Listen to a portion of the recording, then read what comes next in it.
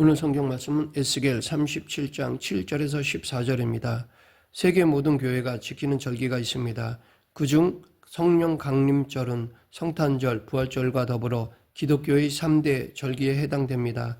성탄절은 예수님이 탄생하신 날을 기리고 부활절은 예수님께서 부활하신 날을 기린다면 성령 강림절은 초기 기독교에 처음으로 성령이 강림한 날을 기리는 것입니다. 이 성령 강림 사건에 대한 이야기는 사도행전 2장에 나옵니다. 예수님의 부활 승천 이후 예수님을 따르던 제자들이 오순절에 마가의 다락방에 모였을 때 성령이 바람 같은 소리 그리고 불의 혀 같은 모습으로 강림했다는 것입니다. 초기 기독교는 성령 강림으로 인해서 아주 역동적인 공동체로 자리를 잡게 되었습니다. 이런 점에서 초기 기독교와 그 뒤를 잇는 오늘의 기독교는 성령 공동체라 할 수 있습니다. 그렇다면 이 성령 강림이라는 말을 들으면 어떤 생각이 떠오르십니까? 가장 일반적으로는 초자연적인 은사활동일 것입니다. 방언, 신유 등등입니다. 한국에서 이런 현상을 가장 중요하게 여기는 교회는 하나님의 성회 일명 순복음 교회입니다. 모든 순복음 교회가 다 그런 것은 아니지만 전체적으로 방언과 신유를 강조합니다. 이런 현상은 성경에도 종종 나옵니다.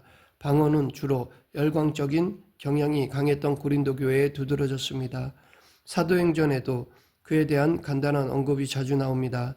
신유는 신적 능력으로 병이 치료되는 현상인데 복음서에 많이 나옵니다. 성경에 나온 현상이라고 해서 그것이 오늘 우리에게도 똑같이 반복되는 것은 아닙니다. 혹 갈릴리 호수 위에 걸었던 베드로처럼 자신도 믿음으로 물 위를 걸어보려고 생각해 본 사람도 있을 것입니다. 더욱이 마가복음 16장 18절에는 믿는 자들은 무슨 독을 마시든 죽지 않는다고 하였습니다. 그런데 성경이 기록되던 시대의 사람들은 지금 우리와 전혀 다른 세계관에서 살았습니다. 이 세상이 하늘과 땅속이라는 3층으로 되었다고 보았고 지구가 도는 것이 아니라 태양과 별들이 지구를 중심으로 돈다고 생각했습니다. 그리고 땅속과 바닷속이 바로 지옥이며 자연에 주술적인 힘이 있다고 생각했습니다.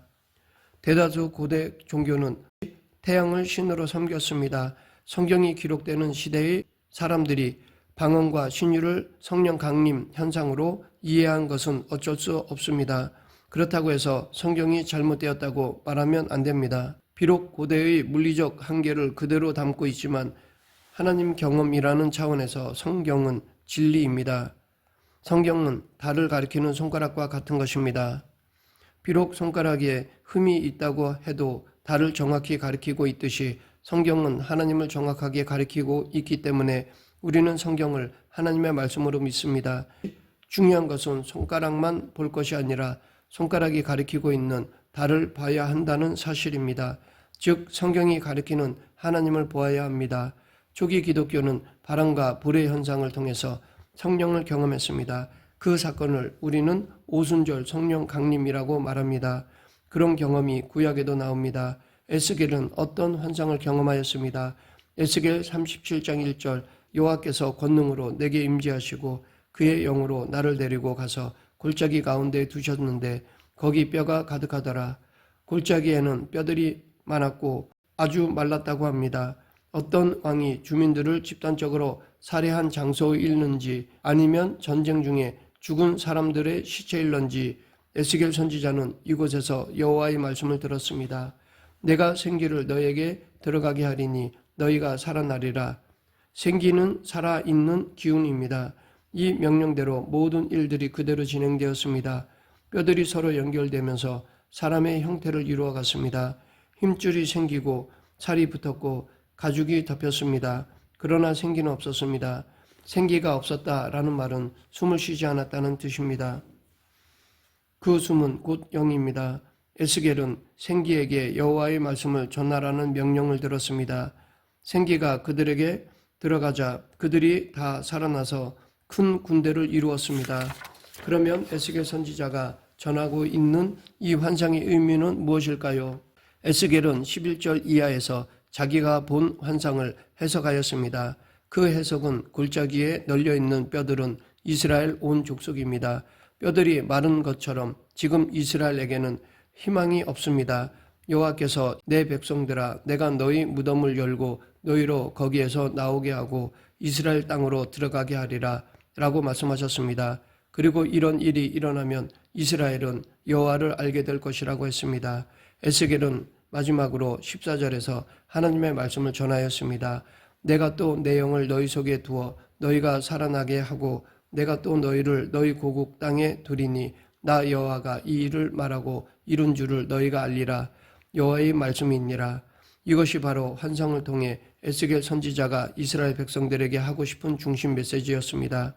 우리가 이 메시지를 더 정확히 이해하기 위해서는 지금 에스겔과 이스라엘이 어떤 상황에 처했는지를 살펴보아야 할 것입니다. 에스겔 선지자가 활동하던 시기는 기원전 597년부터 571년입니다. 예루살렘이 바벨론에 의해 초토화된 587년을 전후한 시기입니다. 당시 이스라엘에는 마른 뼈가 골짜기에 뒹구는 것과 같은 패배주의와 냉소주의가 팽배했습니다. 그럴 만도 한데 예루살렘은 이스라엘의 실제적인 수도이기도 하지만 정신적인 지주이기도 했습니다. 그곳에는 왕궁이 있었고 성전이 있었습니다. 그런데 예루살렘의 모든 것이 파괴되었습니다. 지도자들은 바벨론의 포로로 잡혀왔고 예루살렘은 바벨론 관리들에 의해 식민 통치를 받았습니다. 완전히 나라가 망했습니다. 구원의 조짐이 전혀 보이지 않았습니다. 이제 그들은 모든 것을 체념한 채 세월이 가기만 기다릴 뿐이었습니다. 이런 상황에서 이스라엘은 신학적인 질문을 하게 되었습니다. 자신들이 하나님의 백성이 맞는지 질문한 것입니다. 만약 하나님의 백성이라고 한다면 하나님이 그들을 지켜줘야만 했습니다. 그런데 지금 완전히 망했습니다. 그러면 어디에 문제가 있는 것일까요? 하나님이 이스라엘을 지켜줄 만한 능력이 없으셨을까요? 이런 질문은 당연한 것이었습니다. 이스라엘 선지자들과 학자들은 이 질문에 대한 대답을 찾았습니다. 그들 중에 한 사람이 에스겔입니다. 그는 마른 뼈 이야기를 통해서 포로로 잡혀온 이스라엘 백성들에게 대답했습니다. 오늘 본문은 그 대답을 명확하게 제시하고 있습니다. 지금 이스라엘은 골짜기에 쌓여있는 마른 뼈처럼 절망적이지만 여호와께서 생기를 불어넣어 살리신다는 것입니다. 그들이 살아난다는 것은 바벨론 포로의 운명에서 벗어나 고국으로 돌아가는 것입니다. 지금은 여호와께서 무능한 것처럼 보이지만 실제로는 그렇지 않습니다. 여호와께서는 곧 이스라엘에게 영을 주시고 그래서 그들이 살아날 것입니다. 이런 에스겔의 영적 통찰력은 그렇게 간단히 주어지는 것이 아닙니다. 에스겔은 특별한 영적 감동을 통해서 앞으로 될 이 사실을 뚫어보았습니다. 그뿐 아니라 이런 메시지를 전하는 것도 쉽지 않습니다. 사람들은 이 사실에 귀를 기울이지 않기 때문입니다. 사람들은 대개 두 가지 방식으로 세상을 읽고 생각하고 그렇게 살아갑니다. 하나는 현재의 상황만 보는 것입니다. 바벨론 포로라는 상황은 대다수 사람들을 절망하게 합니다. 그런 상황에 대충 어울려 살게 됩니다. 다른 하나는 과거를 보고 미래를 보는 것입니다. 역사학자들은 이런 방식으로 미래를 예측합니다. 역사학자들의 방식으로 본다 하더라도 이스라엘에는 아무런 희망이 없어 보입니다. 바벨론 제국은 결코 허물어지지 않을 것 같아 보이기 때문입니다. 그런데 에스겔은 전혀 다른 차원에서 역사를 보았습니다. 현재의 억압적인 상황에만 머물러 있지 않았고 또한 역사학적인 차원에만 머물지도 않았습니다. 그는 영적인 차원으로 돌아갔습니다. 이런 선지자들의 경험을 신탁이라고 부릅니다. 이것은 하나님의 말씀에 대한 경험입니다. 선지자들은 다른 사람들이 알아듣지 못한다고 해도 자신의 그런 신탁 경험에 의지해서 하나님 말씀을 대언했습니다. 에스겔은 하나님의 영이 고유한 방식으로 세상을 통치한다고 보았습니다. 하나님이 자신의 영을 선택한 백성들에게 주신다는 것입니다. 그 영은 사람과 세상을 살립니다. 그렇습니다. 하나님의 영인 성령은 기본적으로 생명의 영, 즉 살리는 영입니다. 살리는 능력입니다. 에스겔은 그 사실을 마른 뼈가 여호와의 생기를 통해서 큰 군대를 이루는 환상에서 보았습니다. 초기 기독교의 오순절 성령 강림 사건도 곧 살리는 힘이 그들과 함께 했다는 뜻입니다. 그러면 이 생명의 영, 살리는 영이라는 말은 무슨 뜻일까요? 우리는 이것을 보통 세상살이 문제로 생각합니다.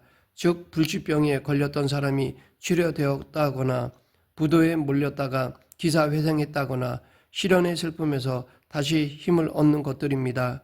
오랫동안 취업을 못하던 사람이 마음에 드는 직장을 얻는 것도 중요합니다.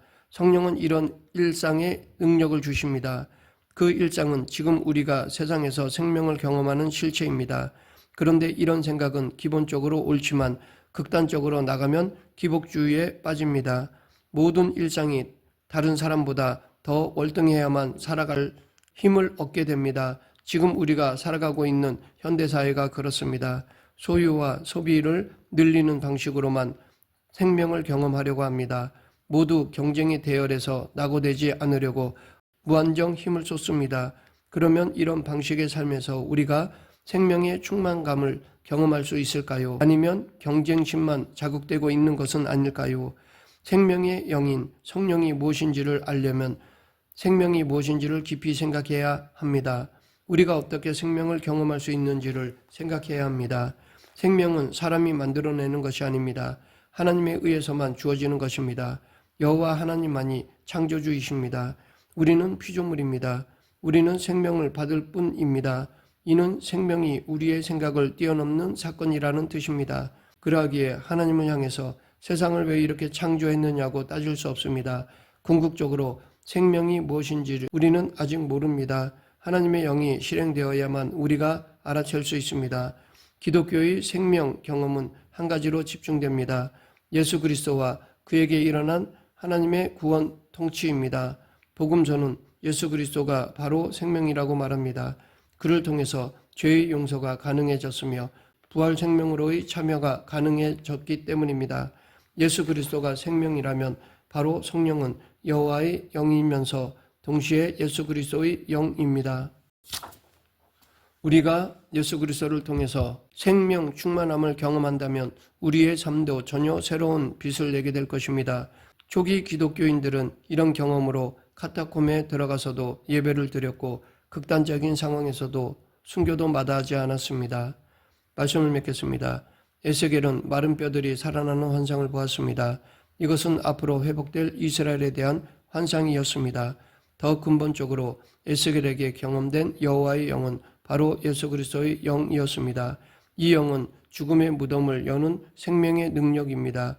그 영이 초대교회에 강림하셨습니다. 그리고 지금 우리에게도 임하시고 함께해 주십니다. 성령 충만으로 문제를 극복하며 저 천국을 소망하는 저와 여러분이 되길 간절히 축원합니다.